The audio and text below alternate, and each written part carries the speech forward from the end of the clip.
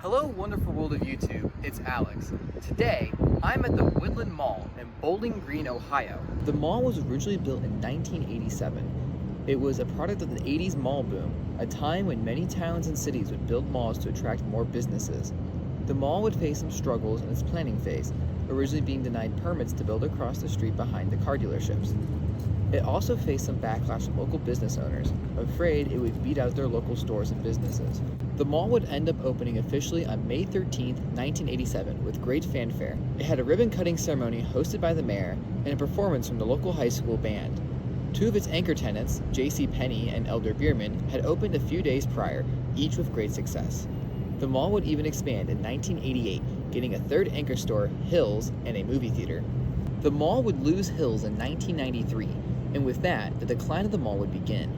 With the loss of Hills, stores would slowly leave the mall, and with the mall only having 61 possible stores, the decline would be felt easily. It did not help that J.C. Penney would leave in 2002 despite reporting strong sales. The mall would operate with only one anchor tenant, Elder Beerman, until 2004 when Steve & Barry's would open in the former Hills and Dunham Sports would open in the former J.C. Penney. This short-lived growth would die out in 2009 when Steve & Barry's would declare bankruptcy and subsequently leave the mall. The mall would slowly lose shops throughout the 2010s, and it didn't help when Elder Beerman would close in 2018, leaving just Dunham Sports as the sole anchor.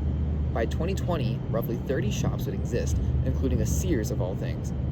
The events of 2020 would see the end of the movie theater, and in 2022, the Sears hometown would finally close for good.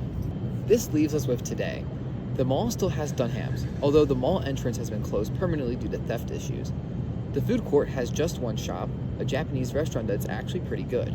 There's a Dollar Mart, a sports memorabilia shop, a thrift store, a gym, and my personal favorite, the distracted haunted house. The mall's decor is very much still in the 1980s, but it adds to the charm. The mall is up for auction though, so I am curious to where the future of the mall lies. The Woodland Mall is an interesting case of the past still living in the modern age. The mall feels like a step back in time, and I enjoy every visit I make here.